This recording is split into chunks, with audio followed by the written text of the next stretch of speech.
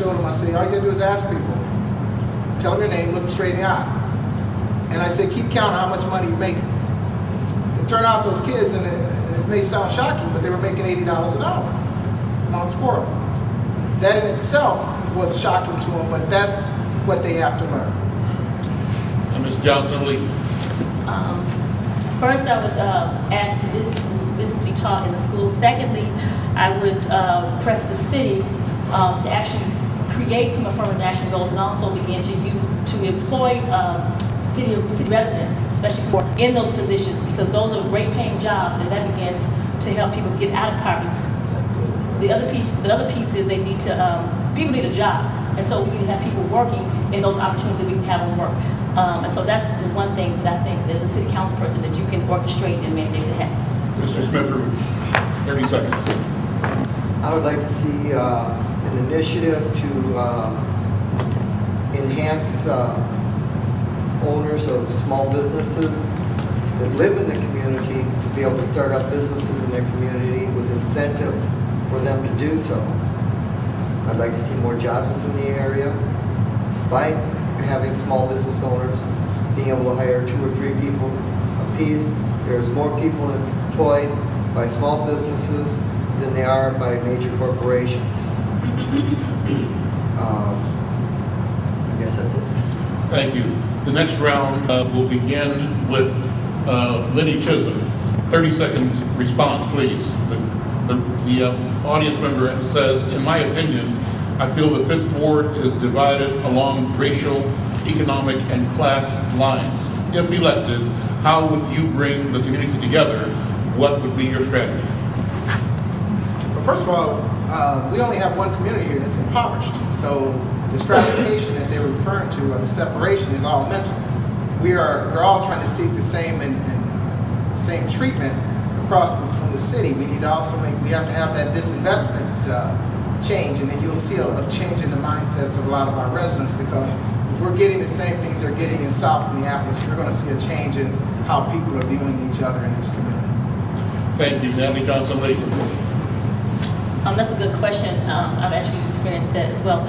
One thing that I would say is that you need to be a convener of the community, but you also need to have people in the community understand that what we're dealing with is a quality of life issue, and we all want a great quality of life. So if you come around a specific issue and begin to have conversation and dialogue about what is a great quality of life, like on the north side, and then not be afraid to challenge people on some of their isms and have real dialogue and real discussion, and not run from the table, but stay engaged so that we can create the 5th Ward that we'd like to see.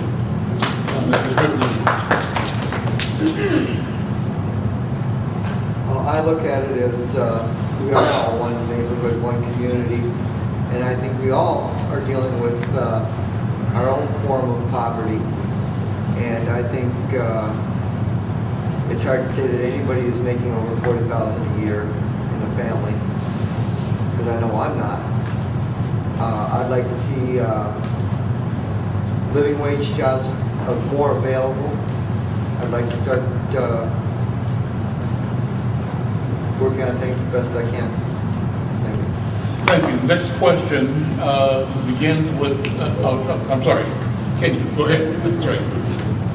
Thank you. As I've been in the habit of piggyback, as far as the financial, I think financial literacy and planning is the key to financial success.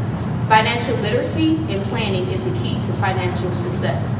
And so I think what the city can do is fund initiatives to support community and communities of faith-based initiatives to actually implement that at that level. That's very vitally important so that we can actually plan and spend our money better. 2, as far as the cultural piece, North Minneapolis has always been diverse since I've been here.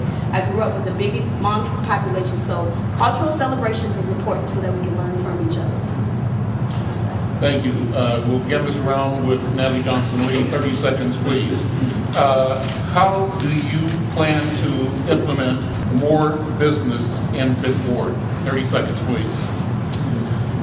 First of all, there's several programs out there right now that are training businesses, but the challenge is, one, Mr. Chisholm talked about it earlier, as far as helping people find locations for their businesses, but also the city can play a vital role not only in helping businesses locate, but reducing the buildings that we own. We can actually reduce the square footage rate, and also use more of our dollars will be used for bigger corporations to give advances. We can use that money for small businesses.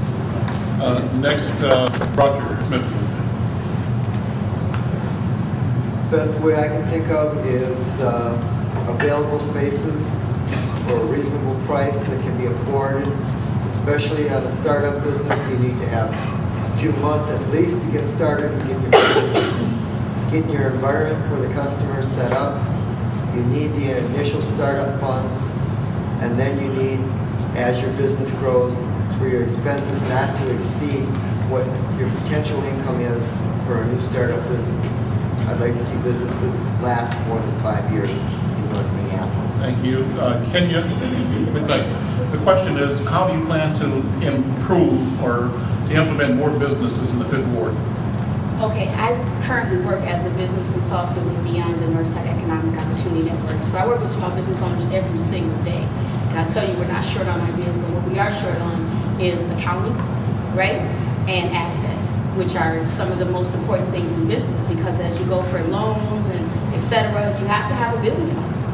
We have a lot of self-made entrepreneurs who don't have business plans. You also need to have something to record so that the bank can actually look at that. So that's important. So what we need is try to help make up in that area by making sure there's business planning, accounting, just competency in business, period. Thank you. Thank you. Mr. Chisholm. Great, because this is a fantastic place to start. What we're going to do is, I'm going to go like I did over at the state of Minnesota. I said, went to the Department of Transportation, I said, you know, you guys are going to give out a lot of money. Barack Obama gave $577 million and 8.5-cent gas tax. How many businesses did we have over in North Minneapolis to capture that money? We had 2. One was Vince Brown Trucking, the other one was Les Hall Landscaping. I said, we have to build capacity, and I want a capacity building contract from this Department of Transportation. That was a story that was told. They said yes. Okay, and we're almost out of time. One more question for the answer, then I'll have you each make a 1-minute closing statement. There were a couple of good questions about the park board. I'll put them together, 30-second answer. Do you support tobacco-free parks, yes or no, and why? And then as the next city council member, will you support the Minneapolis Park and Recreation Board, or would you be in support of abolishing it? Start with Roger Smith. The second part of that. Do you support keeping the park and board or abolishing that board? Start with, I believe keeping the park board together as it is. I think that is the best thing around and keeping pretty good. I try to live on something. Couldn't do much, but I see kids on a teamwork basis. This will support. Of course, smoke-free around in every restaurant. And so, yes, I do support. I'll support it. We hear about it, but we don't see it. And we need to see it here because the smoking rate is up high. And I do support the independence of the Minneapolis Park Boards, because to not support the independence is to levy off the land of the parks, which we have to preserve. Lenny Chisholm. As a non-smoker, I'm always going to support no smoking everywhere we can get it. The other side of it says that as far as the park board, I want them to remain independent, because the city council has been pretty corrupt in many ways, and I think if they get that much land, they might just take it a little farther. We also need to take a look at some of the other things that go along with the parks, and that is making them more accessible, so that once again, because parks out in Golden Valley, et cetera, parks in North Minneapolis, there's a difference in the two. So we want to make that disparity treatment go away. Natalie Johnson-Lee. Yes, I support independent parks. Also, just a little correction. Actually, around smokers, you may think that they smoke more, but actually, I did not see it, but no. And also, we do have a big campaign, and many people came to the thing that we did for releasing the data of African Americans. Many times, you don't have data, you can't prove. But yes, I do support smoke-free parks. I work on a campaign to do that. That's what I do in my current job right now. Just a round of applause. Statement and give them 2 minutes. I'm going to pose what I call a jumbo question.